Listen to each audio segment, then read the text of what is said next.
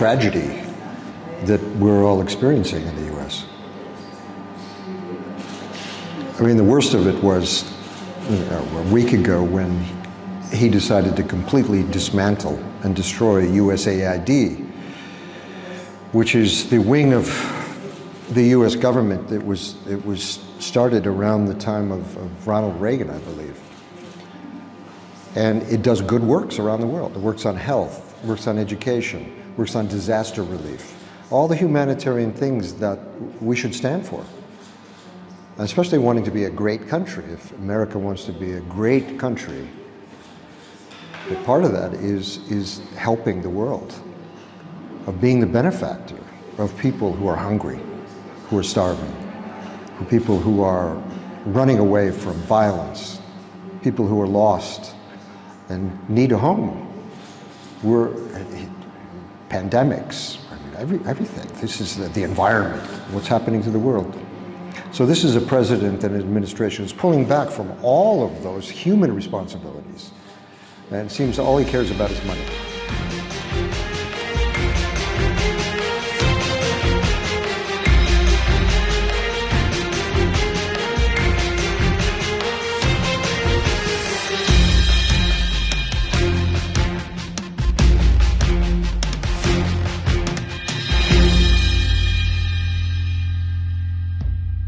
Estábamos conversando, Javier y yo, fuera de cámara, de las cosas. Bueno, yo creo que Donald Trump es como una ventana, o sea, las cosas que hay detrás de esa ventana.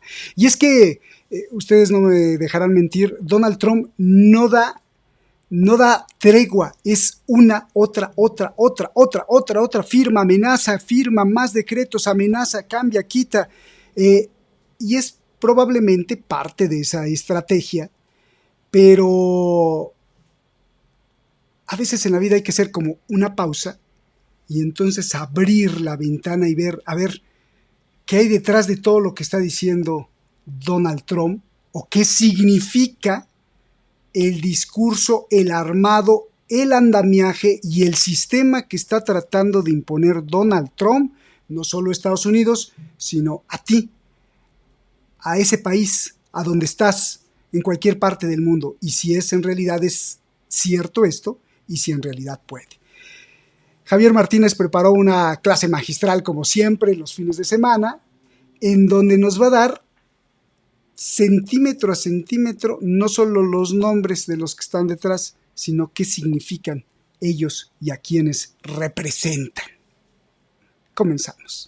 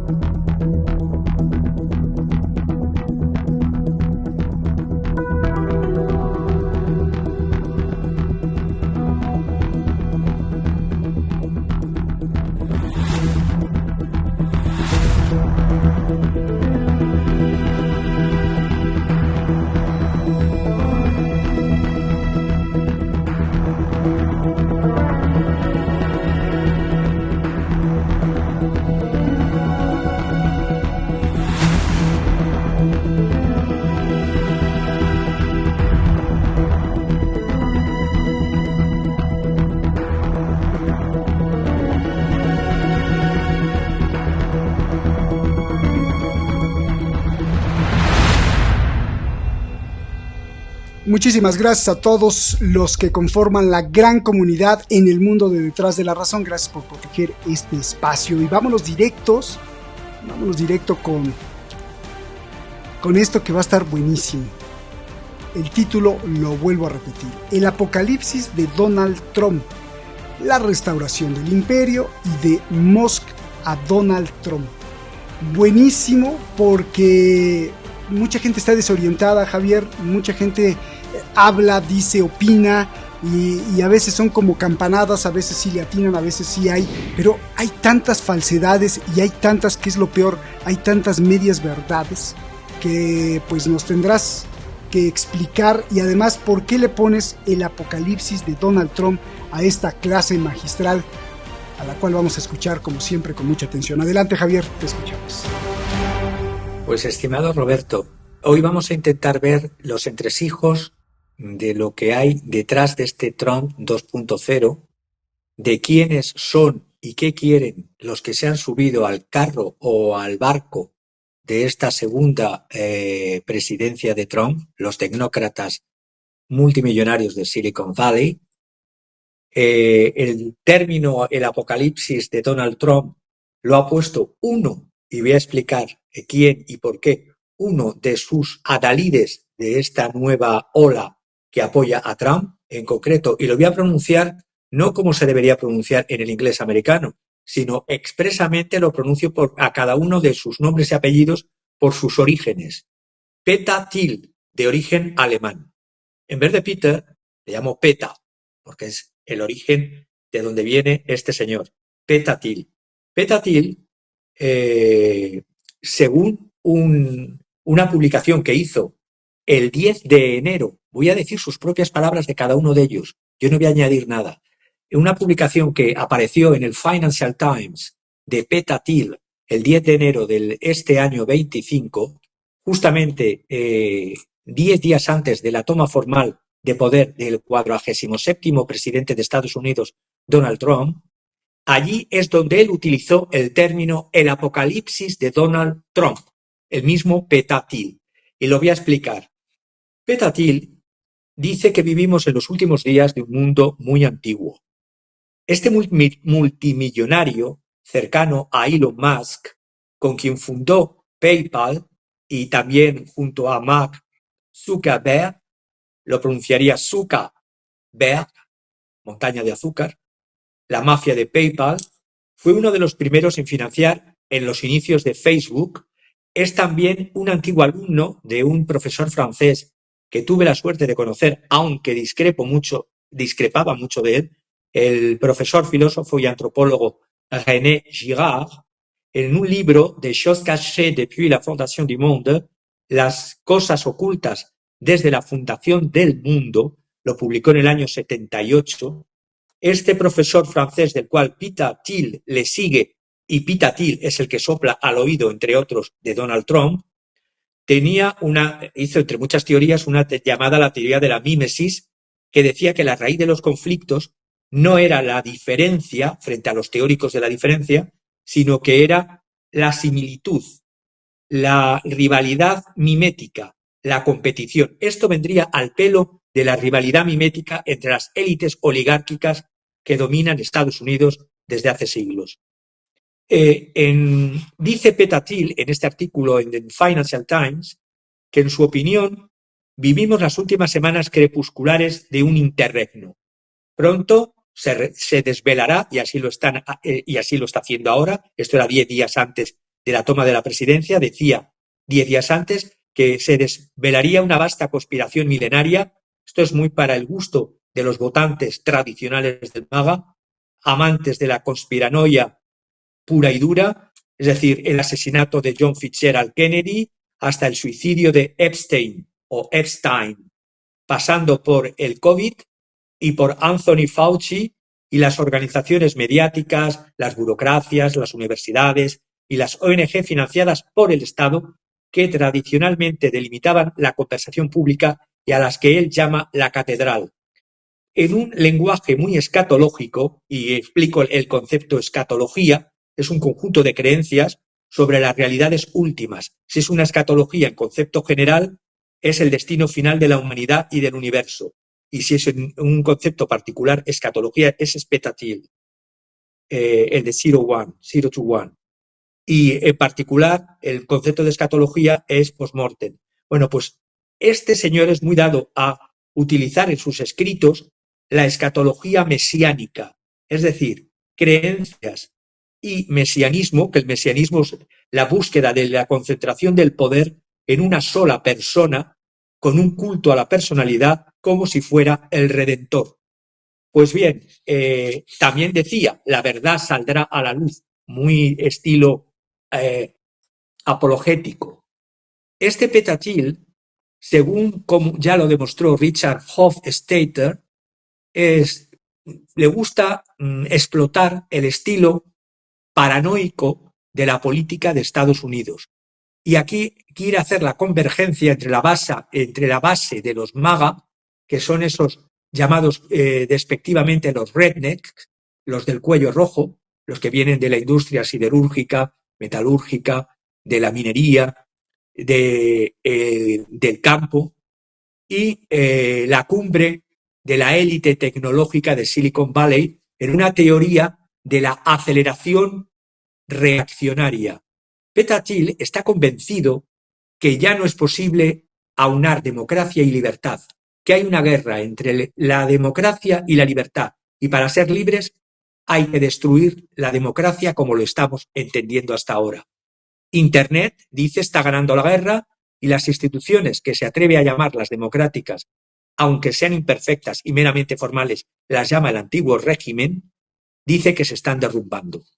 Y ahora viene el término apocalipsis. Dice, en el 2016 el presidente Barack Obama declaró que la victoria electoral de Donald Trump no sería el apocalipsis. Y dice Petatil, tenía razón, porque estamos entendiendo mal el concepto de apocalipsis. Él toma el concepto griego de apocalipsis, que significa revelación. Y Obama no tenía esa seguridad entonces, pero ahora la tiene que tener desde el 2025. Con la victoria de Trump se va a producir la gran revelación. Apocalipsis, en griego, hace referencia a un libro, canon del Nuevo Testamento, el libro del Apocalipsis, que fue escrito supuestamente por San Juan en la isla griega de Patmos. Pero no habla del fin del mundo. Habla de en este concepto que utiliza Petatil, de Donald Trump como una revelación. Apocalipsis en su sentido etimológico, que se propone explicar religiosamente los misterios del origen y el destino del mundo y de la humanidad. El género apocalíptico se ocupa de afirmar la justicia divina y la realidad de las predicciones, presentando la historia pasada tal como si fuese predicho, una predestinación, como si fuese todo estuviese escrito, una especie de traspasar o dejar al lado la racionalidad crítica y dialéctica del ser humano, depositándolo en una idea escatológica mesiánica. Y por lo tanto, intentando decir que todo lo que está pasando ya fue predicho y es una línea de cumplimiento de lo que ya ha sido anunciado. El apocalipsis, el regreso de Donald Trump para Petatil, por lo tanto, es un apocalipsis en el sentido de la revelación, jugando con los secretos del antiguo régimen al que llama la democracia y jugando con las revelaciones de la nueva administración como que van a revelar la realidad del mundo. Es decir, están dando carnaza para los medios para que la gente se desocupe del día a día viendo lo que le pasó a John Fitzgerald Kennedy, como si eso afectase al bolsillo de los estadounidenses de cada día, o viendo lo que pasó con el COVID, cuando de momento no hay nadie que le haya puesto un tribunal y una búsqueda de culpables y llevarles a un tribunal para juzgarles y sentenciarles. Todo de cara teatrillo a la galería. Según el propio Till, el libro de René Girard, Des choses cachées depuis la fondation du monde, las cosas ocultas desde la fundación del mundo, tuvo una influencia extraordinaria en su vida. Como recordaba Kieran Keohane, en julio del 2004, Petatil organizó un seminario sobre René Girard, sobre el tema política y apocalipsis en la Universidad de Stanford. Girard explica cómo y esto parece mentira que lo diga el asesor espiritual, político y mentor de fondos de Donald Trump. Pareciese que la política se ha convertido en escatología religioso-mesiánica.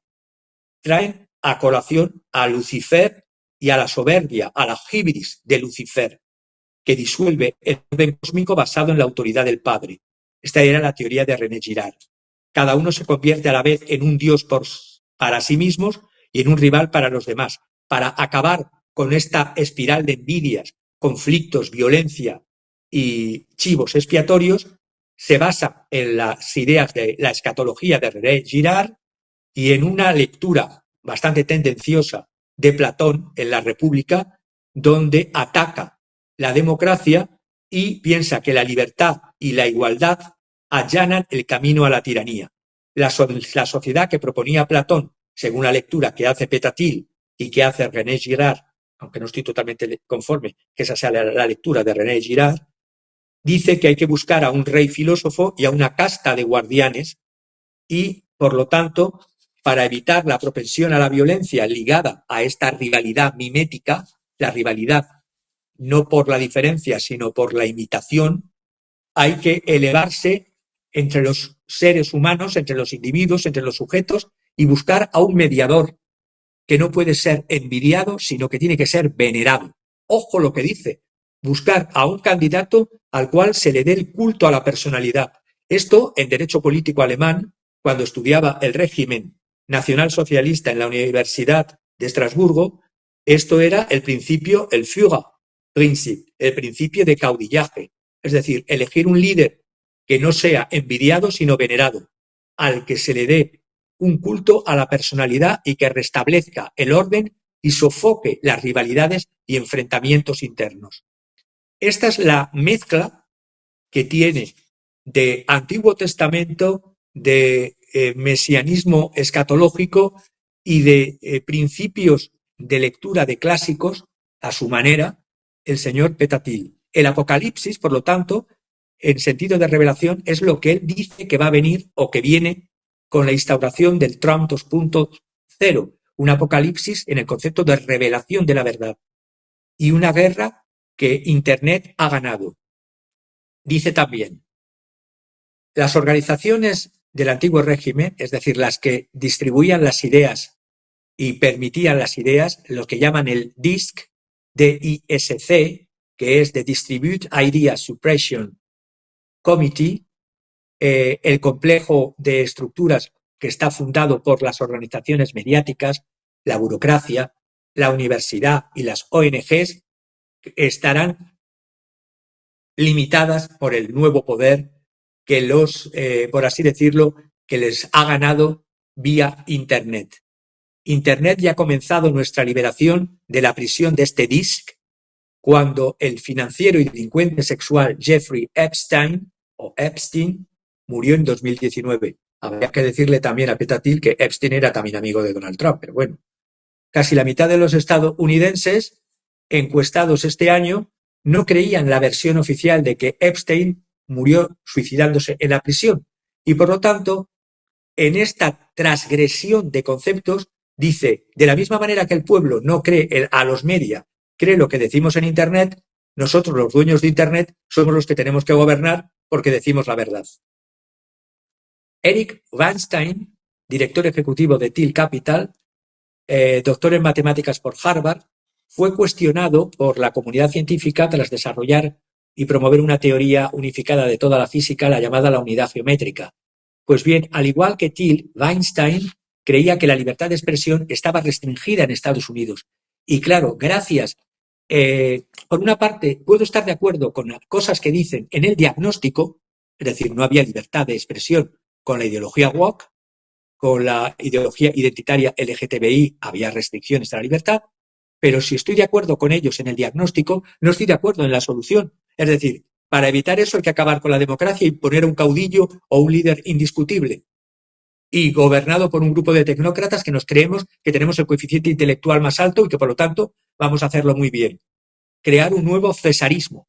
Pues les recuerdo a estos señores que César era Nerón, César era Calígula, César era Tiberio, y no creo que fueran Heliogábalo, y no creo que estuvieran muy cuerdos y que hiciesen políticas muy cuerdas. Sigue hablando en este artículo sobre el suicidio de Jeffrey Epstein como motivo recurrente entre los teóricos de la conspiración y cómo el financiero y delincuente sexual era notoriamente cercano a las redes de poder, sí, entre ellas a las de Trump también. porque no solo estaba el príncipe Andrew de Inglaterra, también estaba en las fiestas Donald Trump. Su suicidio, que lo pone entre comillas, en prisión fue en realidad un asesinato destinado a impedir hacer pública una supuesta lista de clientes. Pues yo me baso siempre en las teorías penales que me enseñaron. ¿A quién beneficia un asesinato? El mismo, si dice que esto, la muerte de Epstein o de Epstein no había sido, como decía, podría estar vinculada al expresidente demócrata Bill Clinton, dicen los republicanos trumpianos, pero también podría estar en la misma lógica. ¿A quién beneficia y a quién, por así decirlo, cui bono, cui prodest, a quién beneficia y quién es el que se aprovecha de esta desaparición? Todos los que estaban en las fiestas. Entonces serían culpables todos los que aparecían en las listas de estas fiestas. Y en cuanto al asesinato de John Fitzgerald Kennedy, que es carnaza para mantener entretenido en esta primer momento de la segunda legislatura de Trump, sigue diciendo que, claro, el 65% de los estadounidenses que duda que Lee Harvey Oswald actuara solo. Sí, vale. Y si es así, lo que acaban de dar ha solucionado realmente, después de 61 años esperando, se sabe entre las ideas y si era Fidel Castro, los mafiosos de los años 60, Alan Dulles de la CIA, y de saberse si todos han muerto. Además, es decir, ¿se va a juzgar a quién? ¿A un retrato? Por lo tanto, abrirlos al escrutinio público ahora daría a la saga americana una apariencia de cierre y de una revelación, apocalipsis, como dice Peter Thiel. Y la utilización del término apocalipsis, luego teniendo en cuenta que también hay muchos votantes que son cristianos sionistas y que son evangelistas, cuando les pongan en el oído el término apocalipsis, están viendo al Redentor aparecer con el pelo naranja. Desde esa perspectiva,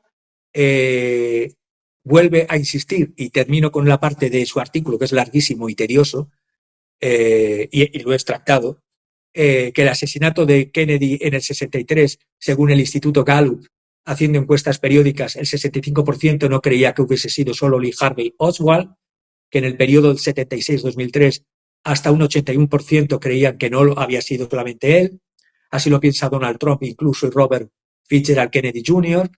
Sobre el COVID-19 también habla de los correos electrónicos citados por los tribunales el asesor principal de Anthony Fauci, David Morens, y los apparatchiks de los institutos nacionales de salud, y dice que, claro, esto era todo una manipulación, pero claro, ¿una manipulación de quién?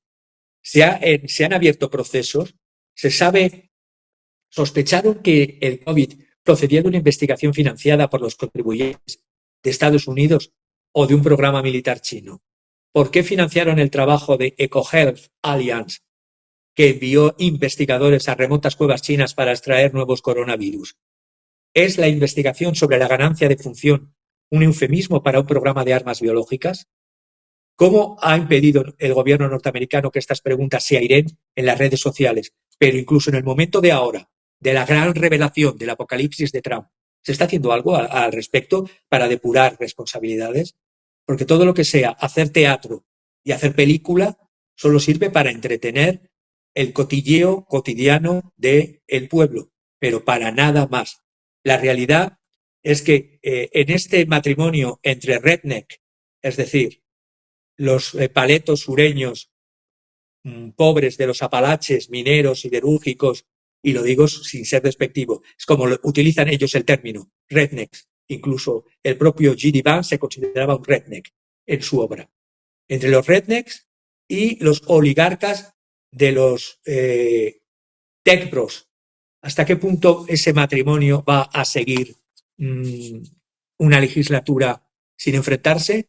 En términos de análisis de las élites, la elección presidencial de 2024 ha marcado un cambio. Tenemos al mismo personaje populista, Donald Trump, que había logrado la hazaña de forjar un vínculo con lo que llamaba el Estados Unidos profundo, no el Estado profundo, no el Deep State que dicen atacar y que van a suplantar unos por otros, sino el Deep United State, es decir, que es una ampliación de una voz inglés-americano que es el Deep South, el sur profundo, una sudernización o southernization, utilizando el término de Deep United States. Trump logró captar los votos de estas personas en la primera y en la segunda presidencia, pero en esta lo ha integrado con, o que él lo ha integrado, o que se han subido al barco una élite ajena a la política entonces, que eran los tecnócratas de Silicon Valley, profesionales, gurús de la tecnología, finanzas, medios de comunicación y mundo intelectuales. La primera enmienda de los Estados Unidos establece las reglas de enfrentamiento para las luchas internas sobre la libertad de expresión. Y dice, terminando el artículo, ¿podemos creer que un juez brasileño prohíba X, antiguo Twitter, sin el apoyo de Estados Unidos? Esto es una tragicómica perversión de la doctrina Monroe. Defiende la doctrina Monroe. Dice también, saco frases de no podemos esperar nada mejor de las dictaduras orwellianas de Asia Oriental y de Europa Eurasia. Es decir, Asia Oriental y Europa estaríamos en dictadura, pero ellos buscan un dictador que se llame líder indiscutible. Hay unas contradicciones entre lo que dicen y este señor Petatil, le llamo Peta y le llamo Til, porque nació en Frankfurt am Main, en Frankfurt del Meno, en Alemania, creció en Estados Unidos, pasó su infancia en Sudáfrica y Namibia, hizo fortuna en California. Él y su esposo están en contra de la LGTBI, pero no renuncian a su decisión de matrimonio entre dos hombres. Apoyan a un líder cesarista, a un líder indiscutible. También es promotor de varias ideas, por así decirlo, de ciencia ficción, los llamados seasteading, es decir, una utopía libertariana de establecer ciudades flotantes. Escribió en el 2009, entre el ciberespacio y el espacio físico existe la posibilidad de colonizar los océanos. Y por eso ha apoyado y ha dado dinero al Seasteading Institute, el Instituto de los Mares, cofundado por Wayne Gremlich y Petri Friedman. Ojo, Patricia Friedman es la hija del economista Milton Friedman, uno de los apóstoles de la economía de Pinochet en Chile en los años 70. Él tiene un proyecto de crear ciudades flotantes autosuficientes en las aguas de la Polinesia francesa. También están detrás el capitalista de riesgo Marc Andreessen. Este apellido, evidentemente, es flamenco holandés, Andreessen. Dice que su sistema financiero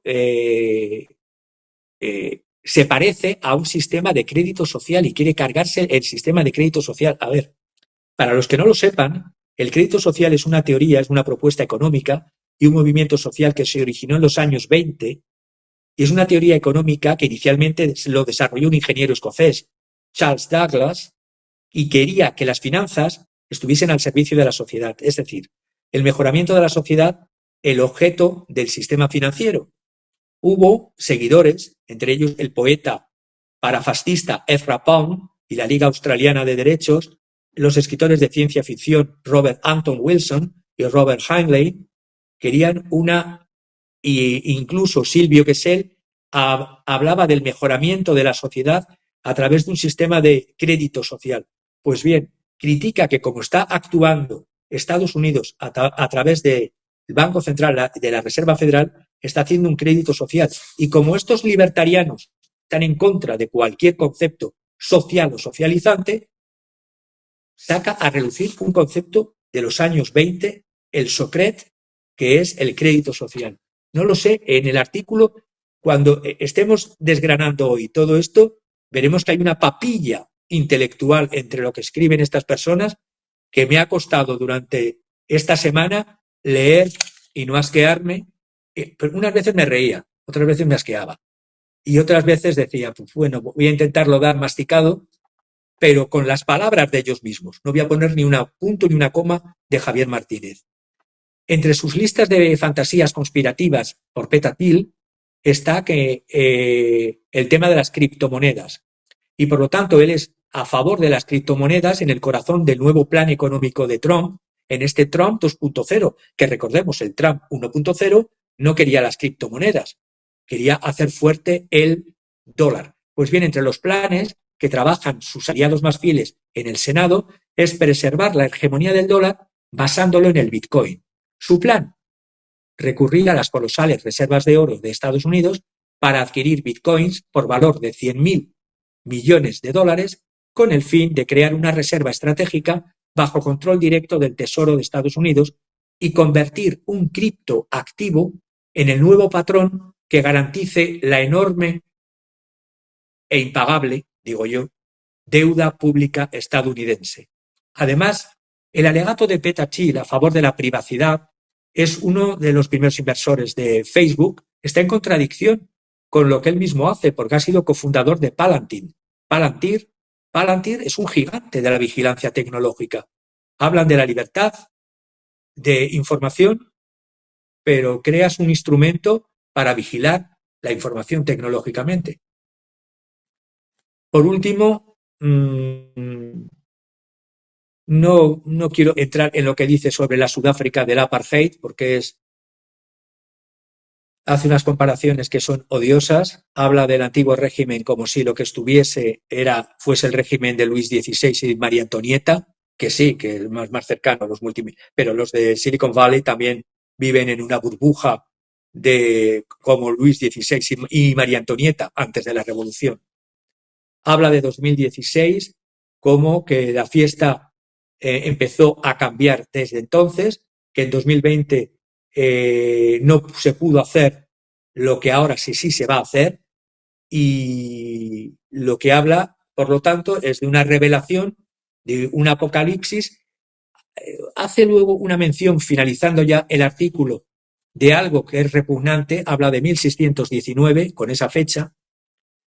Cuando habla de 1619 hay que entender que el 1619 es la fecha del desembarco de los primeros esclavos, primeros habitantes negros en Virginia, que se remonta al comienzo de la historia de la esclavitud sistémica en Norteamérica. Pues bien, mezclando churras con merinas, dice que ataca la política de la identidad, pero dice que el 1619 no lo quiere volver a tocar y dice que se olvide toda la gente que eso pasó y que por lo tanto en una pirueta retórica intenta situarse más allá de la línea divisoria de las guerras culturales y de los virus woke. Hombre, ni hay que caer en lo woke, ni hay que caer en el rechazo de la historia real. En 1619 la economía norteamericana empezó a ir prosperando gracias a la mano de obra esclava que se utilizaba fundamentalmente en las plantaciones agrícolas del sur, tanto agrícolas, ganaderas, del algodón, que volvían a hacer una acumulación de capital que luego se llevaba a las industrias textiles de la zona norte, de lo que es el norte de Estados Unidos. Pero de eso no quiere saber. Habla de la verdad revelada, de la revelación, pero absolutamente nada más. Esta era la primera parte. Así como está este señor y como vemos las protestas, ¿no?, de mucha gente de que Elon Musk pues no es elegido, no está elegido por nadie, pues todo este grupito que tiene alrededor Donald Trump pues tampoco es elegido por nadie. Entonces es como una verdadera imposición y como un retroceso a la capacidad crítica, no solo del que la debería de tener como un gobierno de un país, sino promoverla para su pueblo, ¿no? En consonancia con tu otro punto a exponer es cómo se restaura el imperio. Y aquí citas a un tal Curtis Yarvis, y si esto es parte también del plan no de Donald Trump, sino del engranaje que se llama Donald Trump, de primero el apocalipsis, esta revelación, no como final ni como Armagedón, sino como la revelación de algo fantásticamente nuevo que reformará al mundo, y ahora la restauración del imperio. O sea, se liga a al plan que tiene entre manos lo que represente a Donald Trump, Javier? Pues sí, porque forma parte este Curtis Yarvin, y vamos a poner también, he sacado sus palabras de escritos de él, de entrevistas de él y de libros de él, es restaurar el imperio con GX al mando, ahora lo explico, inaugurar una nueva era, lo que ellos llaman la Dark Illustration, Enlightenment, estaba pensando en francés, la ilustración oscura, convertir al Estado, convertir o destruir al Estado, convertirlo en una startup y encerrar a los considerados inútiles, Voy a poner las palabras que dice este caballero.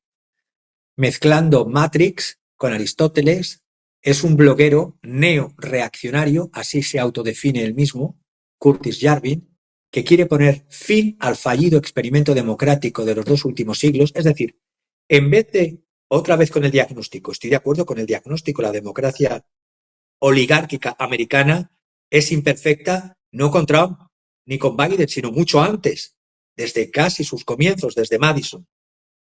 Pero si el diagnóstico es certero, que es imperfecto, ¿por qué lo vamos a sustituir? ¿Por algo peor? Porque cuando habla que quiere poner fin al fallido experimento democrático de los 2 últimos siglos, quiere instaurar una monarquía sin corona. Sí. No, parecería una broma, parecería de locos.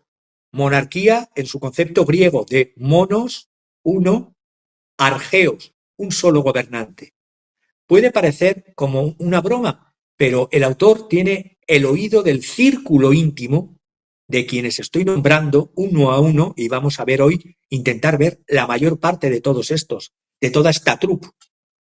Detrás de los razonamientos históricos atrevidos y para mí incoherentes y a veces contradictorios, Curtis Yarvin imagina una sociedad en que los empresarios digitales reinasen como dueños absolutos de los destinos del mundo, y los ciudadanos de a pie serían despojados de sus derechos, y los individuos que se considerasen improductivos, agarraos, serían encerrados en sótanos, distraídos a través de la realidad virtual. Este tecno-monarquismo de Curtis Yarvin lleva a justificar el poder ilimitado de los oligarcas digitales y la eugenesia, es decir, tú puedes nacer, tú no puedes nacer, en nombre del bien común. A ver, yo les llamaría cretinos políticos, y respetando el concepto de cretinismo, que el cretinismo, médicamente, y lo he consultado con un médico, el cretinismo es un síndrome de deficiencia congénita del yodo que impide un desarrollo físico y mental, y por lo tanto terminan siendo deficientes físicos o mentales.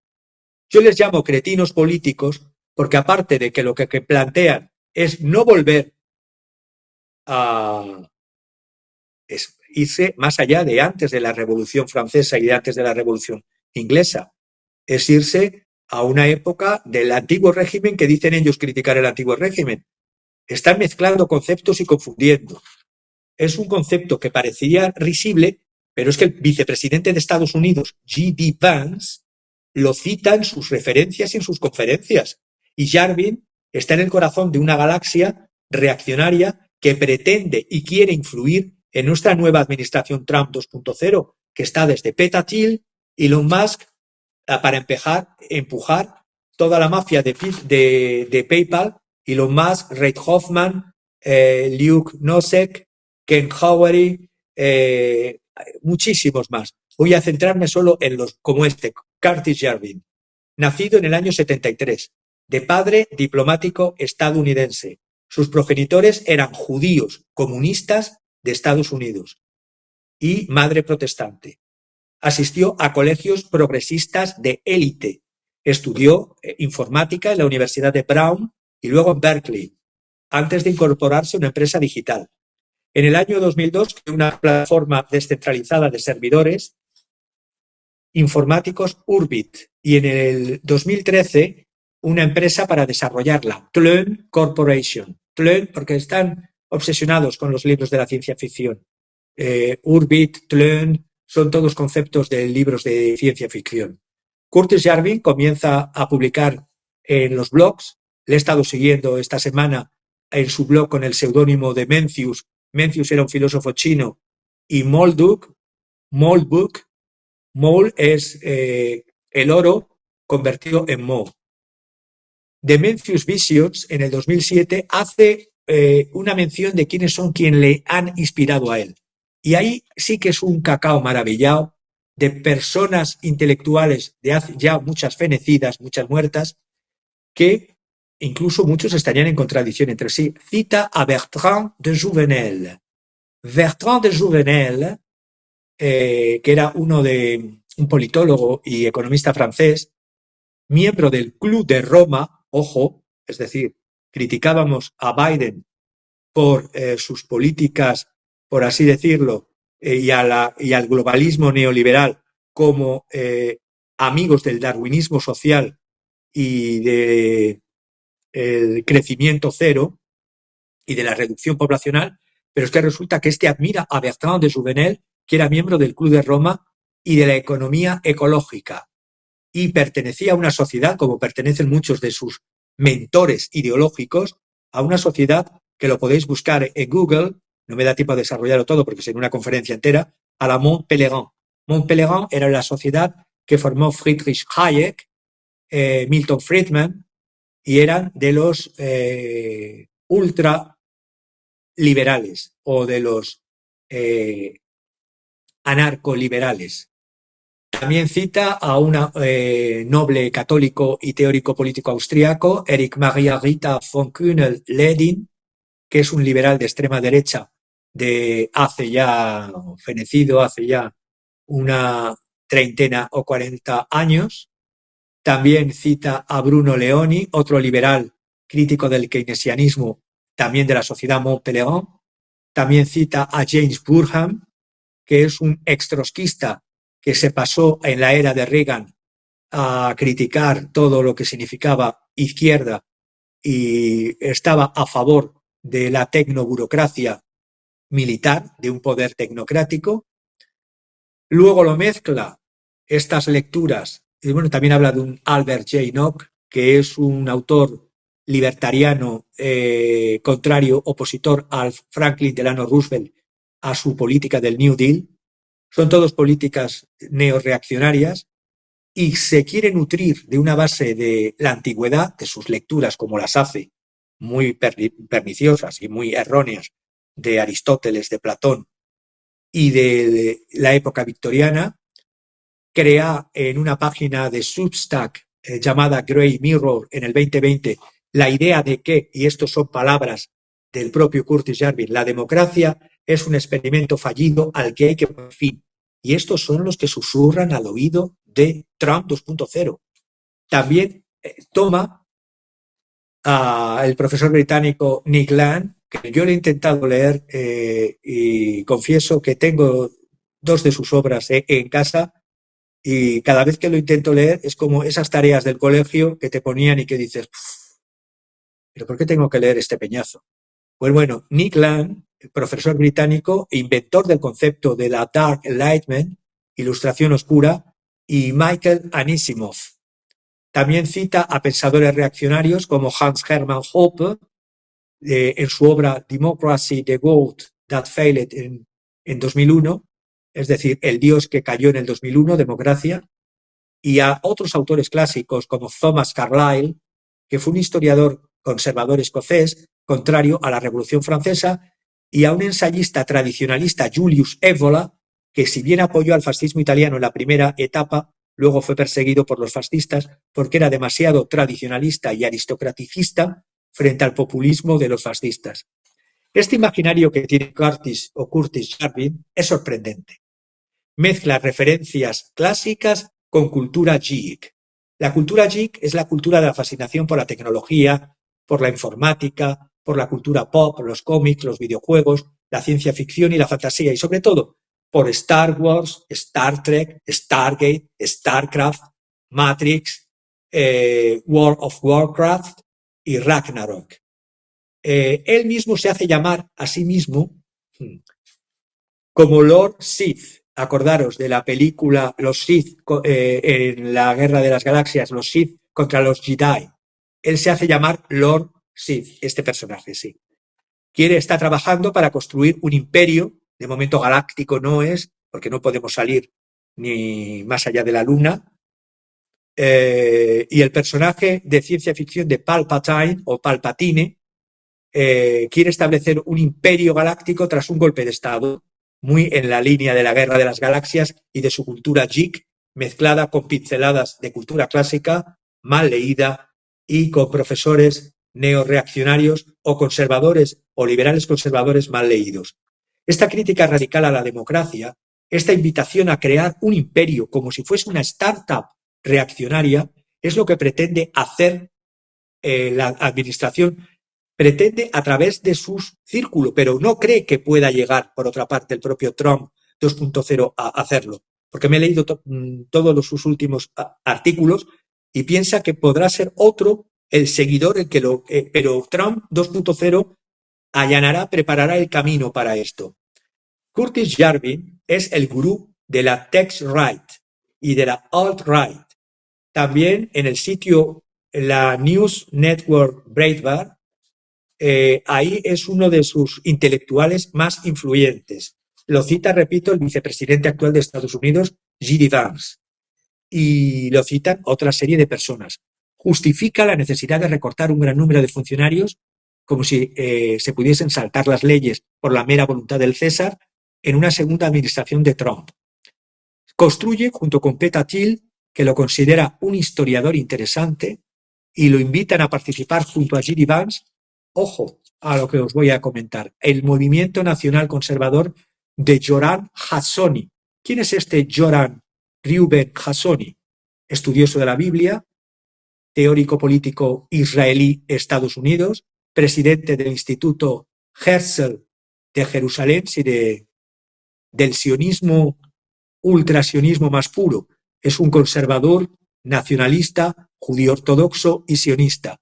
Y son invitados tanto Curtis Yarvin como Peter Thiel y por todos los grandes multimillonarios estadounidenses. En el fondo se alimentan de estos pensamientos reaccionarios porque detrás de su promoción del libertarianismo, y diferencio libertariano de libertario, se alimentan de su deseo de conquistas espacial, este antiwokismo. En el fondo quieren derrocar la democracia estadounidense. Luego veremos por qué, entre otras cosas. La entrevista con el New York Times, que estamos intentando traducir y que no voy a leer toda entera porque es larguísima, repasa las distintas tesis de Yarvin.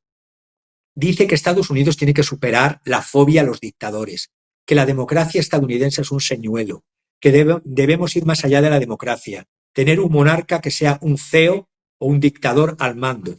Luego hace una lectura perversa del periodo histórico de Franklin Delano Roosevelt. Lo voy a resumir porque dice que Franklin Delano Roosevelt en el 4 de marzo del año 33 pidió poderes excepcionales. Hombre, claro, estaban en una situación de preguerra y en una situación tras salir de la crisis del 29. Y dice que el Congreso no adoptó estas soluciones, pero que para justificar el autoritarismo que quiere en un nuevo César dictador en Estados Unidos, se remonta a lo que dice Franklin Delano Roosevelt. Con la diferencia, yo le diría que Franklin Delano Roosevelt creó un programa social para sacar a millones de norteamericanos, tanto del campo como de la ciudad, del hambre. Pero como a ellos les importa poco la sociedad, porque la sociedad no existe, solo existen ellos, los individuos. Y luego está también Mark Andreessen, que hace un diálogo con él en esta entrevista. Este Mark Andreessen, fundador del primer navegador web en el año 93, Mosaic, multimillonario inversor, hizo en el año 23 una obra manifiesto tecno-optimista. En una entrevista con Bari Weiss en Free Press, dice que las empresas de inteligencia artificial nacieron woke, pero porque nacieron como máquinas de censura, que esto lo apoyó Barack Obama, pero que con Donald Trump desde el 2025 se van a convertir en las reveladoras de la verdad. Habla también de una lectura histórica, es que es increíble lo que suelta por ese artículo. Habla que George Washington dirigió el país como si un CEO de una startup, que Alexander Hamilton era un proto-tech bro, una especie de Larry Page de la República. Habla, por lo tanto, de personajes como Franklin Delano Roosevelt, George Washington, Abraham Lincoln, como dictadores. Aunque no lo eran, eran CEOs nacionales. Y dice, ¿por qué es mala la democracia? La democracia, dice, no es que sea mala per se, es que es mala porque es débil, porque no logra controlar políticas como la inmigración masiva. Y la democracia es mala y el populismo no es malo, el populismo es bueno, y si tiene un líder monárquico o cesarista, pues es muy bueno. Aquí se unen a este pensamiento de Curtis Yarvin otros más, como puede ser Richard Hanania, autor de Los orígenes del wokismo, que aunque tú puedes estar en contra del wokismo, del análisis, del diagnóstico, puedes estar a favor, pero lo que no estás a favor de esta salida por la tangencial de Málaga a Malagón, esta aceleración reaccionaria. Ya no es la influencia de los gigantes tecnológicos sobre los gobiernos. Lo que buscan es el ejercicio del poder por parte de los empresarios del campo digital. Y por lo tanto, cuando G.D. Vance habla de deswokificación, dice que hay que instalar un César en los Estados Unidos e instalar una especie de monarquía. ¿Cómo terminaría diciendo? No quiero aburriros con sus ideas, pero que conozcáis la realidad de los argumentos que tiene y de los argumentos que están detrás. Dice que los votantes que creen haber votado en este Trump 2.0 por una revolución no va a ser tal revolución. Eligieron a Trump, que es el CEO más competente del mundo, pero que le va a costar tiempo instalar, admira a G.D. Vance, ojo, porque se está preparando una sucesión de Trump. Habla de que el presidente de todos los estadounidenses tendría que hacer una política de reconciliación y que todos admiren al líder de la nación.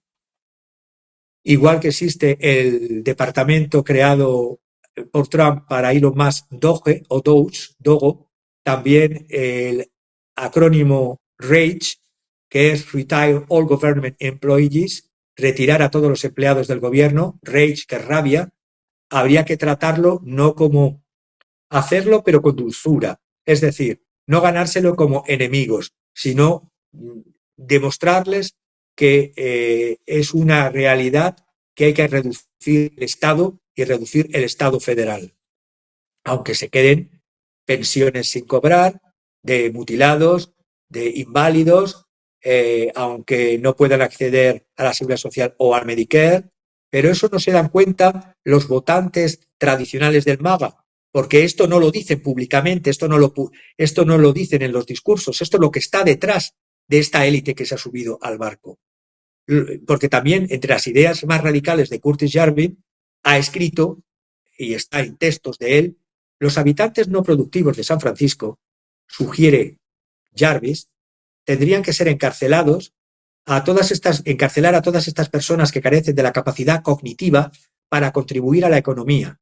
Lo estoy traduciendo. En aislamiento permanente, encerradas como una larva de abeja en una celda cerrada, salvo en caso de emergencia. Pero esto, claro, volvería loco a cualquiera, dice, salvo que la celda contuviese una interfaz de realidad virtual inmersiva que le permitiese vivir una vida rica y satisfactoria en un mundo completamente imaginario. Ya vemos la inspiración de las películas de Matrix y la obsesión que tiene Curtis Yarvin por la inteligencia en este sentido, inteligencia artificial de Matrix. El primer paso hacia una justificación de la eugenesia. Entre otras cosas que dice en el artículo, es que la gente equipara democracia con buen gobierno y cree esencialmente que el buen gobierno es el que va por el bien común y lo que él propone es por el bien común, aunque sea metiendo a las personas improductivas en una celda. Luego habla también que cuando habla de las burbujas progresistas o liberales, que también son otros, que también les he criticado y criticaré a esa otra parte de la oligarquía de Estados Unidos, dice que no adoran los mismos dioses que ellos, que el New York Times y el Harvard tienen también la misma inspiración divina y que también son promonarquistas, aunque no lo sepan, y habla de las instituciones, de los grandes medios y de las universidades a los que los mezcla en un totum revolutum. Habla de las universidades de élite, las Ivy League, y los llama una institución con el término de metainstitución, la catedral. Este concepto lo utilizan muchos de estos neorreaccionarios. Cuando escuchéis decir de cathedral, la catedral es mezclar en una unidad a los grandes medios de comunicación y a la élite de las universidades, aunque todos ellos vengan de estas élites universitarias, curiosamente. Y cuando habla de Matrix, habla que ellos les van a dar a los ciudadanos la píldora roja, que se den cuenta de que la gente vea que la democracia es una ilusión engañosa y que por lo tanto vivirían mejor renunciando a la catedral y renunciando a la democracia. A través de una... y luego incluso también habla que si Apple dirigiera California, le preguntan, ¿sería algo bueno?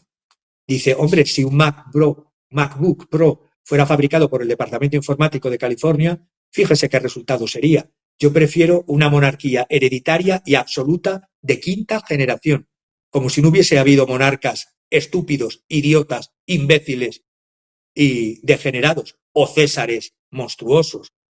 Y en el caso de la colonia marciana que propone Elon Musk, habla que también sería conveniente que fuese con un gobierno vertical y no con un ideal democrático.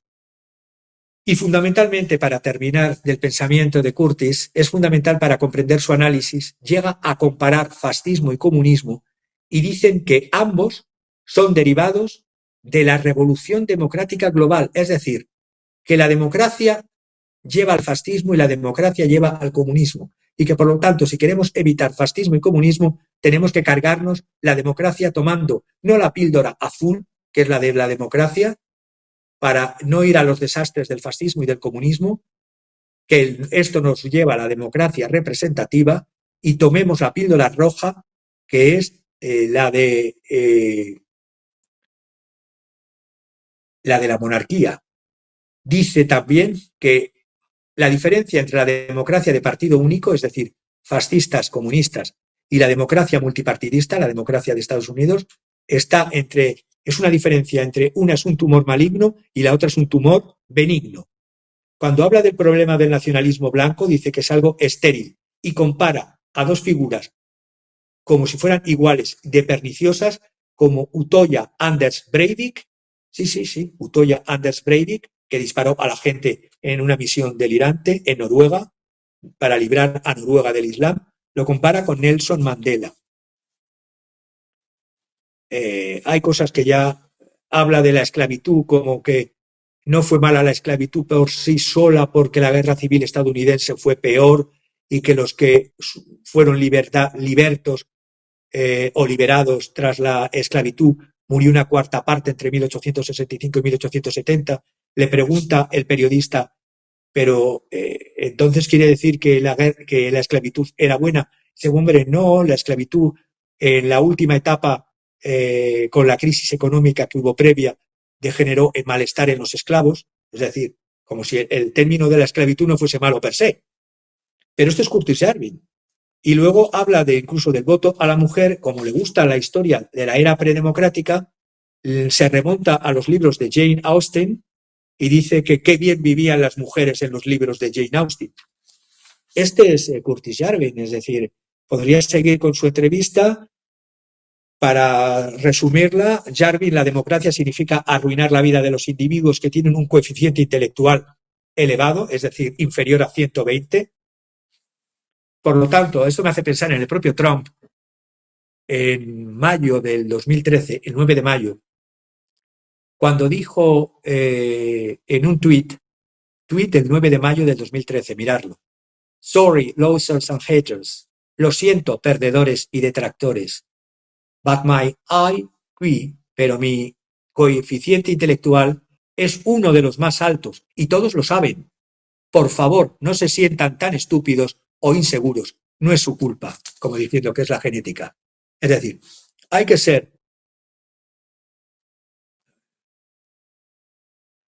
aunque tengas el coeficiente intelectual más alto del mundo, si tienes esa soberbia, esa antipatía, esa arrogancia, demuestras ser un cretino político. Y por lo tanto recuerda en esta entrevista eso que dijo Trump y él que tiene también un coeficiente intelectual supuestamente muy grande, como si los que tuviesen coeficiente intelectual grande fuesen los que tuviesen que dirigir el mundo. Es decir, el mundo a lo sumo podrán asesorar, influir, ser comité de expertos, siempre controlados por la ciudadanía, pero la realidad es que no gobierna el que es el más listo, gobierna el que quiere la ciudadanía, para bien y para mal.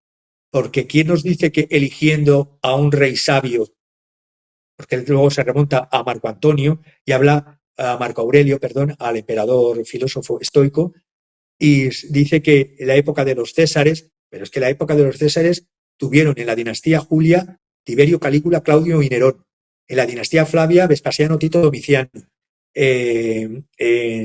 Luego hubo dictadores o césares buenos como Marco Aurelio, pero césares deleznables como Calígula, Heliogábalo. Es decir, esto es lo que propone Mencius Molgut, alias de Curtis Jarvis. Tenebroso, ¿eh? Tenebroso. La palabra de ahora es tenebroso. Tenebroso se Sí, ve. Y esto con lo que escuché ayer de que Donald Trump estaba lanzando la oficina de la fe en la Casa Blanca y que iba a hacer una depuración y eliminar a todo aquel anticristiano. Dios mío, qué cacería de brujas vamos a enfrentar con estos locos. Pues si este tal Curtis Jarvis que traes aquí parece, no sé, pues no se ve una linda persona para no calificarlo, pero también cree que si no tienes un coeficiente intelectual alto, más allá de 120, como tú lo decías, pero él lo cree, pues no mereces, ¿no? Y defiende, en pocas palabras, pues la esclavitud, aunque también, como tú lo dices, de una forma así sutil, pero la defiende, ¿no? Entonces, si esta gente es la que le va a soplar al oído, o más bien Trump los trajo para que le soplaran las ideas, pues ¿en qué nos hemos metido, Javier? ¿En qué se ha metido el mundo, ¿no? Y no por decisión ¿En qué? propia. Mira, Roberto, te lo diría con un ejemplo. Te lo diría con el ejemplo porque a mí siempre me gusta basarlo todo en la realidad práctica, en la realidad material y en la realidad humana. Todo lo demás, todas las alucinados del trasmundo, está muy bien el trasmundo, sí, pero o como lectura o como fe, pero vivamos el aquí y el ahora y los derechos reales de las personas en el aquí y en el ahora, porque todos somos criaturas. Si somos creyentes, todos somos criaturas de Dios, y si no somos creyentes, todos tenemos el derecho a la existencia y a la buena vida. Cuando vemos que en los 3 días siguientes a la elección de Donald Trump, la fortuna de Elon Musk se disparó en 26.500 millones de dólares, es decir, y he hecho el cálculo, $100.000 por segundo, 3 días siguientes a la elección de Trump. Ahora entiendo por qué uno se pasa de ser pro ecológico, coche eléctrico, pro demócrata, a Trump. Si vas a obtener una rentabilidad de $100.000 por segundo 3 días siguientes a la elección de Trump, tu fortuna se dispara en 26.500 millones y aumenta hasta la cifra de más de 125.000 millones, es decir, 750 veces los 200 millones de dólares que dio en campaña Elon Musk a Trump, es una buena rentabilidad la de invertir por los candidatos. Es decir, yo doy en campaña 200 millones y obtengo 750 veces más a los 3 días de que eres elegido. Con un rendimiento así no es de extrañar que estuviera encantado con los resultados electorales. Trump lo ha nombrado para dirigir este departamento que ya lo he comentado, son muy importantes las palabras.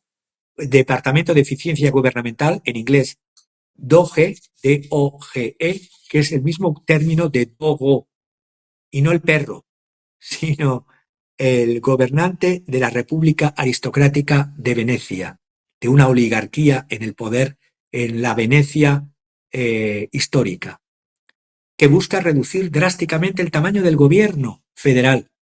pero eso sí, que les apoye en sus proyectos y en sus rentabilidades, aunque sea tirar cohetes que terminan explotando. Y aquí no hay problemas con las nacionalidades. Elon Musk y Vivek Ramaswamy,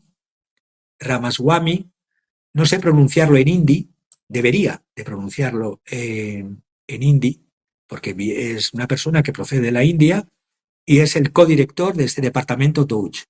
El funcionamiento, dicen, actual del gobierno es antidemocrático, porque impone enormes costes directos e indirectos a los contribuyentes. ¿Qué manera de vender una austeridad y un recorte diciendo que esto es bueno para ti? Te vamos a recortar el Medicare, te vamos a recortar la seguridad social, te vamos a recortar las prestaciones y tú, funcionario de carrera, te vamos a mandar al traste si no sigues nuestra política de adoctrinamiento. Ya que Y estás esto hablando, es ya que estás hablando de estos mega millonarios, entonces la pregunta para cerrar todo este ilustración de las oscuridades, cómo la oligarquía, te preguntaría, Javier, que es tu último punto, cómo la oligarquía, como esta gente que tú estás hablando, una oligarquía tecno-cesarista de los Césares, quiere derrocar la democracia en América. A ver, Javier. Pues claro, porque la riqueza extrema, mi querido Roberto, tiene efectos extraños y espectaculares en la psique, en las mentes de quienes lo poseen. Aísla primero a sus propietarios del mundo. Es decir, date cuenta que son personas que viven fuera del mundo ordinario, con una pantalla de guardaespaldas, sirvientes, aduladores, limusinas, helicópteros, yates, jets privados, islas privadas. Y todo esto les da un irresistible sentido de su propia genialidad. Qué bueno soy, qué guapo soy y qué rico soy. Y les da el concepto de virtud. Yo soy el que soy, casi como un ser divino, como el Eie hebreo, de la figura de la divinidad. Esto les da un irresistible sentido de su propia genialidad y virtud, les hace autoritarios y a menudo ávidos de poder. Al final, convierte a los magnates ordinarios en oligarcas. De hecho, el concepto de trillionaire, de trillonario, es decir, billonario, la persona que tiene un patrimonio neto equivalente al menos a $1 billón, es decir, activo menos pasivo, equivalente a billón con B de dólares en Estados Unidos, 1 billón de euros o 1 billón de libras. Recordemos, hay solo 18 países en el mundo en el año 2022 que superaban el billón de dólares. Pues bien, algunos de estos, de seguir así, van a ser tan ricos como el PIB de 18 países, de cada uno de estos 18 países, si se convierten en billionaire. En inglés americano, trillionaire, pero es billonario, 1.000 millones. Musk es solo la punta del iceberg, el más conocido y reconocido de los oligarcas adinerados, ya he dicho algunos, que buscan esta papilla de ideas políticas de cesarismo, tecnocracia, libertarianismo radical, no simpatizan con la democracia.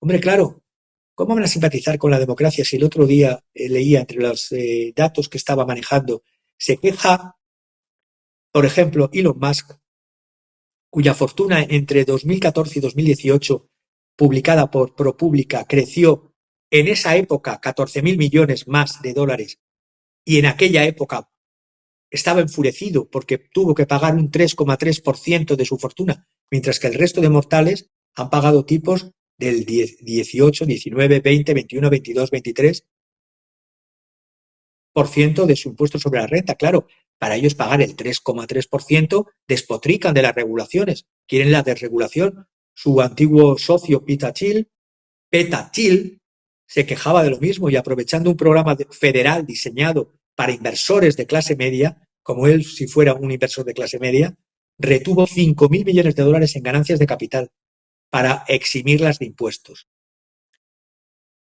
Como todo esto viene además, y voy terminando, porque el propio sistema de los Estados Unidos, a partir del 2010, el Tribunal Supremo eliminó los límites a los gastos de campaña. Está podrido el sistema per se. Es decir, no hay límites desde el 2010 por sentencia del Tribunal Supremo de Estados Unidos a que haya importes límites en los gastos de campaña de empresas y grupos externos. Esto fue una sentencia a la Citizens United. Los donantes ricos han vertido miles de millones de dólares en las contribuciones de campañas a republicanos y a demócratas. Claro, luego quieren su return of investment, el retorno de la inversión. Yo te doy, lo que decía antes, yo te doy 200 millones de dólares y me llamo Elon Musk y obtengo en los 3 primeros días de tu elección 750 veces más. Entonces, con esta idea es difícil que no haya un choque. O el político es un títere, ya sea una momia que andaba por los pasillos de la Casa Blanca llamada Biden, o ya sea el líder cesarista grandilocuente que es Trump. En el fondo, a los ciudadanos de a pie les interesa la momia o el grandilocuente. Porque es una ciencia ficción. Claro, Peter Thiel es un intelectual. una Peter película Thiel de es un terror. intelectual excéntrico. Mezcla ciencia ficción, mezcla a René Girard, Leo Strauss, el anticristo. No quiero seguir más con el tema, pero simplemente que las personas vean. Tenía muchos más para comentar quiénes están detrás, que han puesto en cargos como secretario del Tesoro Scott Bessent, como Howard Lutnick, secretario de Comercio, pero no voy a entrar en cada uno de ellos, porque todos estarían contentos con un cesarismo, pero ojo, no nos olvidemos, hablan de que están en contra del globalismo, pero esto de cara a la galería, buscan un cesarismo globalizado, porque buscan un imperio. De otra manera, hablan de la ideología anti-LGTBIQ, tal, ¿vale? Pero muchos de ellos, he puesto el caso de Peter Thiel, pero de otros más, tienen sus parejas masculinas en matrimonios entre hombres, es decir, y de cara a la galería son anti-woke, pero crean un wokismo de derechas, con eso de perseguir a los que no comulguen con su fe, como si fuese los juicios de las brujas de Salem. Todo esto es lo que se avecina en un mundo, además, en el que se está preparando de fondo y lo que importa la sustitución de el hombre por la máquina, pero no del maquinismo industrial del siglo XVIII-XIX, ni de la robotización del siglo XX, sino estamos hablando de la utilización de la inteligencia artificial y por eso traía el cuadro que he traído hoy. ¿Qué cuadro trajiste hoy? Sí, te decía, es una película de terror, más cuando utilizan muchos clichés y lugares comunes de satanismo, de el poder en las sombras, de conspiraciones, de ser iluminados. Entonces, cuando alguien está iluminado porque él mismo lo dice, pues ya no hay nada que discutir, Javier. O sea, ya simplemente es enfrentarse contra un espacio monolítico en donde solo rebotas porque es una piedra y solo porque tienen el poder, pues ellos lo dicen así y así se acabó. ¿Qué obra escogiste y por qué, Javier? Pues la obra la he estado buscando y creo que es creada por inteligencia artificial, porque pensé que sería de la película de Creator, que en Hispanoamérica se llama La Resistencia o Resistencia, pero no, creo que que está creada por inteligencia artificial. Y aquí quiero traerla porque justamente cuando estamos hablando de que todos estos tecnobros o tecnooligarcas abogan por, vemos a un robot que no es un cyborg, porque un cyborg es la mezcla de lo humano con la genética humana con la tecnología de la inteligencia artificial, en un trasfondo de destrucción de detrás. Y quiero hacer una alerta que hizo ya la lleva haciendo desde hace años, un intelectual, Eliezer Yudkowsky, del Machine Intelligence Research Institute. Es un experto en inteligencia artificial que alerta sobre una potencial rebelión de las máquinas y que pidió en el año, creo que fue en el año 2023, sí, estoy buscando el artículo, publicó un artículo en el que pedía, sí, el 29 de marzo del 2023, en la revista Time Magazine, publicó un artículo, un estudio que lo voy a resumir mientras vemos la imagen, que no basta con detener el desarrollo de la inteligencia artificial. Pausing AI developments isn't enough. No basta con detener el desarrollo de la inteligencia artificial. Hay que paralizarlo todo. ¿Por qué dice esto Eliezer Yudkowsky? Porque ve un problema sombrío. Ve este cofundador de Machine Intelligence Research Institute, especializado en seguridad de inteligencia artificial, es un pensador atrapado en dos mundos, porque él trabaja en el mundo de la tecnología y de la inteligencia artificial, pero también es un analista crítico de los peligros que se nos avienen si dejamos y no paramos o no reconducimos o damos sentido a las investigaciones y por qué y para qué y a favor de todos, no de una minoría. En la publicación de Guardian hizo un pronóstico sombrío para la humanidad, no en el orden de décadas, sino de años. Y lo dijo en el año 23 como que podría pasar a 5 años o a 10 años, es decir, lo tenemos cerquita. Y esboza un final catastrófico, un apocalipsis, y ahora sí es apocalipsis en el sentido de destrucción, inducido por la máquina, así cierro, del apocalipsis de revelación al apocalipsis de destrucción, digno de las visiones cinematográficas de Terminator o de Matrix. Yudkowsky articula una narrativa donde las inteligencias artificiales evolucionan per se hasta quedar al borde de asumir una inteligencia superior. Para que nos hagamos una idea de lo que eso podría suponernos, no es que sea una máquina o un cerebro fabricado por el ser humano en una caja, no. Es como si una civilización alienígena que piensa 1000 veces más rápido que nosotros y que está alojada en ordenadores y en megaordenadores con inteligencia generativa que se autodesarrolla, pudiese desmantelar cuando quisiéramos, no lo pudiésemos desmantelar, porque en el artículo dice claro que esto produciría no solamente a corto plazo lo que vengo diciendo, una desestabilización laboral, es decir, muchos se van a quedar en el camino, qué hacer, cómo llevar dinero a la casa, en qué trabajos van a desaparecer, sino que la tecnología puede producir el desarrollo tecnológico cuando está condicionado solo por el dinero y por el interés, por el poder, y no por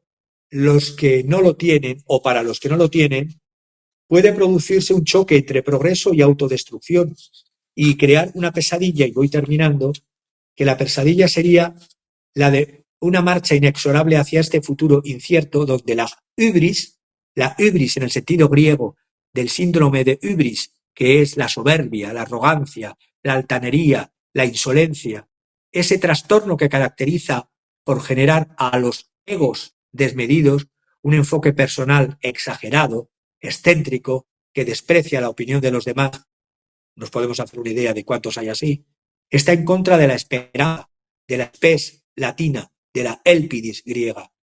Y por lo tanto, producir lo que sería un salto cualitativo de la propia inteligencia artificial, lo que se llama la hipótesis de la singularidad en el campo de batalla.